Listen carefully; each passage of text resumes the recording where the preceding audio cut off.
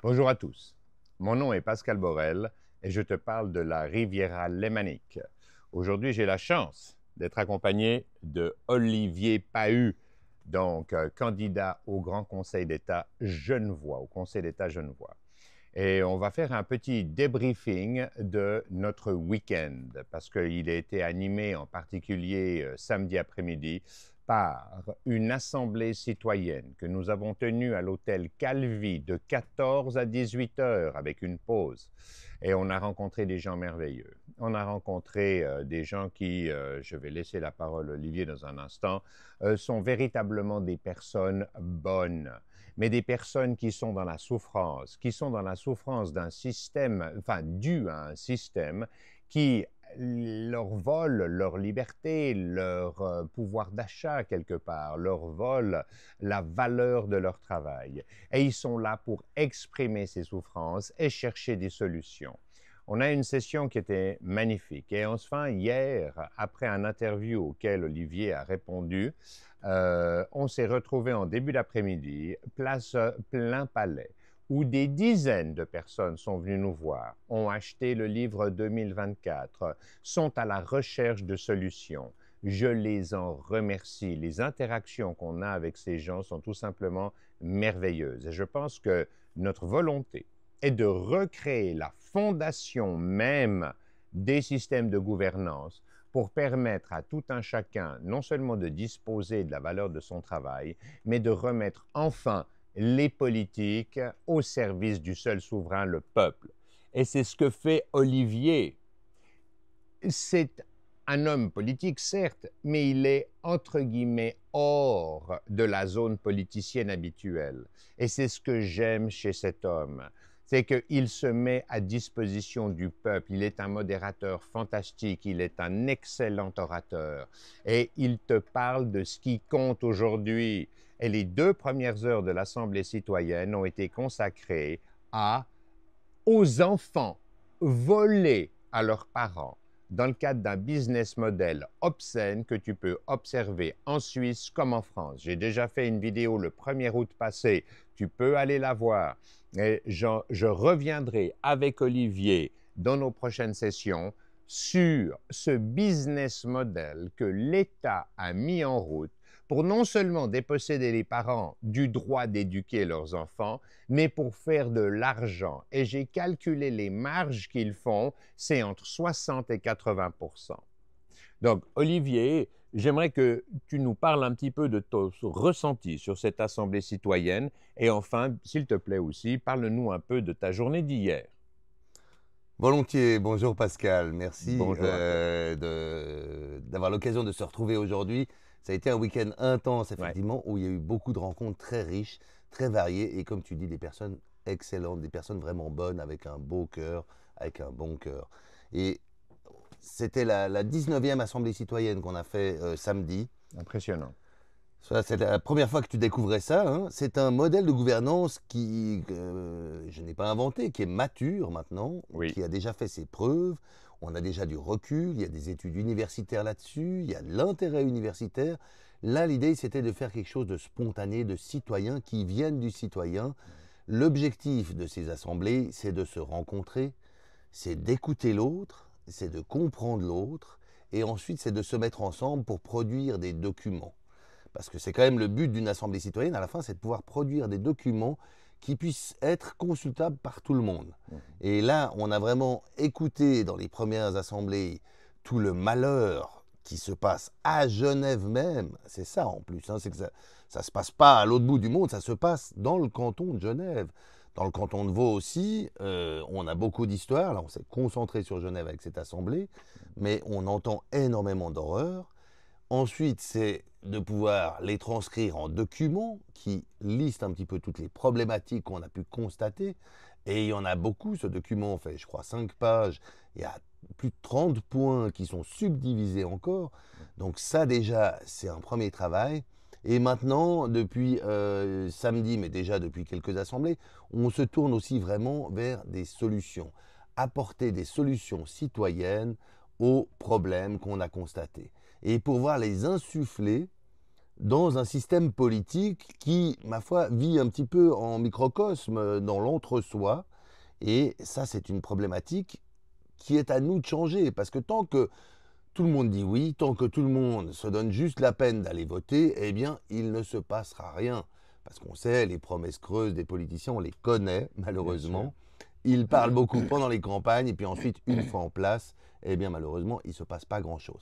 Là, l'idée, c'est d'aller les challenger, de leur rappeler que ce sont nos employés, que le peuple est souverain, et que, eh bien, nous sommes là, élus ou pas élus, pour apporter des solutions, pour faire valoir les droits qui sont les droits de chaque citoyen. Et ça, c'est vraiment un travail de fond qu'il est important de faire. Et je te remercie vraiment d'avoir participé à cette assemblée. Mais je remercie aussi tous ceux qui sont venus et qui viennent régulièrement à ces assemblées. Parce que tu as vu, il y a une richesse, il y avait des dizaines de personnes qui étaient présentes. Et toute cette richesse, eh bien, ça permet vraiment d'avancer ensemble. Ça donne du poids aussi à la parole qui est donnée, à la parole qui est transmise, à la parole qui est justement concrétisée un petit peu dans ces documents. Absolument. Et ça permet après d'avoir plus de poids quand on va face à des gens qui peuvent décider de l'avenir des citoyens, de leur faire comprendre qu'aujourd'hui, ils ne pourront plus faire juste comme ils veulent. Aujourd'hui, le peuple se réveille, les citoyens se mettent ensemble, les Genevois se rencontrent. Et c'est ça, véritablement, à mon avis, un petit peu l'avenir du pouvoir. C'est-à-dire que les citoyens reprennent un petit peu ce qu'on a trop longtemps laissé déléguer à d'autres. Maintenant, il est temps de reprendre ça un petit peu en place. Quelque part, ce que tu es en train de dire, Olivier, c'est redonner aux citoyens, finalement, ce qui lui a été volé, à savoir une forme de souveraineté dans laquelle il dirige l'outil politique. Et c'est ce que j'aime chez Olivier. On dit toujours qu'un leader ne peut pas être heureux si son peuple ne l'est pas. Olivier, il est au service du peuple. Il est au service de solutions simples et pragmatiques qu'on peut implémenter immédiatement pour rendre sa souveraineté au peuple. Et c'est en ce sens que c'est un vrai leader. C'est en ce sens, de par ses préoccupations, qu'il va vous redonner, encore une fois, ce qui vous appartient. Alors, on a choisi un sujet en particulier, à savoir la privation des parents, les enfants retirés à leurs parents. Et ça n'est qu'une étape. On va lutter de toute notre conscience, de toute notre énergie pour quelque chose comme ça. Mais ça va plus loin. On vient d'avoir une discussion extraordinaire sur le fait qu'on doit tous être égaux devant la loi, la Constitution, la valeur de l'argent et la fiscalité. On doit te redonner les fondations d'une équité de traitement, quel que soit le domaine d'activité que tu pratiques, quel que soit le secteur d'activité humaine dans lequel tu es professionnel.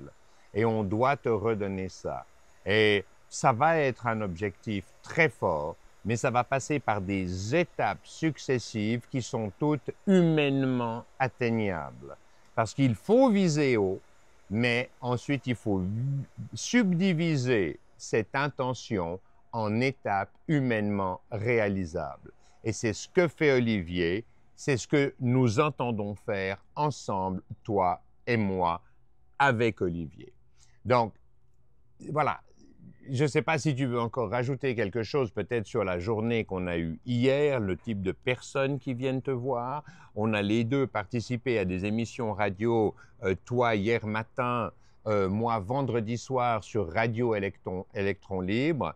Je crois que les gens, il y avait quelques dizaines de personnes qui étaient là, qui ont assisté à la prise de l'émission qui se faisait en direct et en plan séquence, entre guillemets, puisqu'on a eu les images qu'on a donné ensuite sur YouTube, qu'on a donné sur X, Telegram, qu'on a bien entendu sur le site www.4oved24.com, sur lequel tu trouves aussi le livre 2024. Tous les textes sont là, c'est gratuit. Si tu veux commander le livre, c'est 24 francs suisses, 24 €, tu fais ce que tu veux. Mais s'il te plaît, va voir tout ça.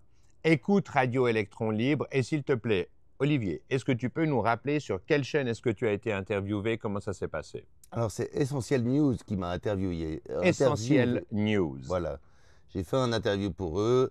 C'est des questions pointues. C'est une chaîne que j'apprécie beaucoup. Ils m'ont sollicité pour cette interview. J'ai tout de suite dit oui. Répondre aux questions, c'est quand même essentiel. Mais au-delà de ça, c'est vraiment aussi un appel à l'action. Parce que sur les Oui, stands, on est là pour répondre aux questions, on est là pour rencontrer, on est là pour pouvoir échanger, on est là pour s'amuser, faire des choses concrètes. On s'est amusé, toi tu as pu proposer ton livre, moi j'ai distribué pas mal de cubes, mais je les ai pas distribués gratuitement, les gens doivent réussir à le remonter. Modèle plus petit, hein, mais ils doivent oui, quand même réussir à le remonter. Donc c'est vraiment un échange qu'on crée, c'est un exercice pratique de absolument. construire ensemble. Et c'est un appel à l'action, pas seulement d'aller voter, parce que oui, bah, je voterai pour vous, c'est super. Non, c'est de faire voter, c'est de sensibiliser d'autres personnes. On dit qu'un pauvre n'est pas sorti de la misère tant qu'il n'a pas sorti un autre pauvre lui-même de la misère. Eh bien là aussi, quelqu'un n'est pas revenu dans le droit politique tant qu'il n'a pas sorti quelqu'un d'autre de sa léthargie politique. Aujourd'hui, Exact. on doit être citoyen. C'est le moment vraiment de reprendre ce pouvoir qui nous a, Oui, disons, on l'a délégué, alors pourquoi pas? Le problème, c'est qu'il en a été abusé. On le voit au quotidien, on le voit régulièrement. Et pour pouvoir faire ce contrepoids, eh bien, je crois vraiment que maintenant, il faut passer à l'action. Et c'est ce que tu fais. Et c'est aussi ce exactement. que mon humble intention de pouvoir faire ça, en me présentant à des élections, en faisant ces stands, en répondant aux interviews, en ayant initié ces assemblées citoyennes. Absolument. Parce qu'au-delà de la protection de l'enfance, dont on parle dans ces assemblées citoyennes. La prochaine aura lieu le 4 octobre, samedi 4 octobre, de 14h à 18h. Mhm. On organise aussi dans ces assemblées, ben là on va organiser une manifestation le 25 septembre à 16h devant l'hôtel de ville, donc devant le Grand Conseil. Et quand les députés seront là, on a déjà justement dans cette assemblée citoyenne sorti des slogans. On a travaillé ensemble pour trouver des slogans qui soient percutants, que même quelqu'un qui passe en vélo, il puisse tout à coup dire ah, ils comprennent un petit peu l'impact pour qu'on ait un message fort. Et Mais au-delà de ça, de l'Assemblée citoyenne, c'est aussi un modèle qui après peut servir à plein de choses qui concernent tous les citoyens. Et c'est une manière en fait de reprendre justement notre pouvoir, absolument. celui qui nous a été un petit peu abusé. Et prochain événement, je le répète, le 25 octobre, place des Canons. 25 septembre. 25 septembre, je te prie de Jeudi m'excuser. 25 Ah, septembre. donc avant les élections du 28, donc le 25, on se réunit, place des Canons, à quelle heure? 16 heures. À 16 heures, donc de 16 à 18. Venez nombreux, venez partager votre ressenti de ce qu'il se passe et écoutez peut-être un peu les solutions que nous proposons de vous offrir. Et pendant l'Assemblée citoyenne, tu as dit une chose extraordinaire, c'est-à-dire qu'il y a beaucoup de liberté en Suisse parce que les Suisses ne l'utilisent que très peu. Donc, mon ami, profite des libertés que la Suisse t'offre encore aujourd'hui avant qu'on se soit fait phagocyter complet par les directives européennes, par l'imitation systématique des erreurs de nos voisins qui s'implantent petit à petit à l'intérieur de la Suisse. Donc, comme je viens de te le dire, et c'est Olivier qui en parlait, en Suisse, on a encore des libertés et quelque part, si on les a encore, c'est parce qu'on les utilise peu. Profitons de ces libertés que nous avons pour, j'allais presque dire, imposer notre volonté, pour proposer un modèle supérieur. Et c'est ce sur quoi nous travaillons. Donc, je te le décris encore une fois entièrement dans le livre 2024. Prends la peine d'aller lire, s'il te plaît, en particulier les chapitres sources de revenus des États, cadre légal, et enfin, si tu veux, constitution, ça c'est très simple, c'est très court, mais surtout articles constitutionnels. Lis au minimum les 3 premiers articles constitutionnels sur les 14 ou 15 qui sont écrits. Et tu fais ça, et tu deviens automatiquement un interlocuteur percutant, qui non seulement est un interlocuteur percutant, mais tu vas commencer à peser sur le game.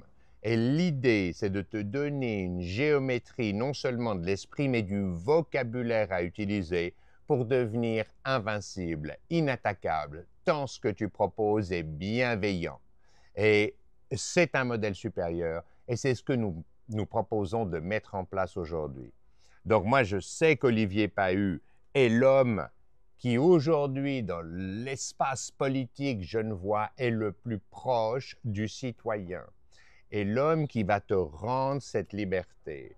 Donc, vote pour lui le 28 septembre.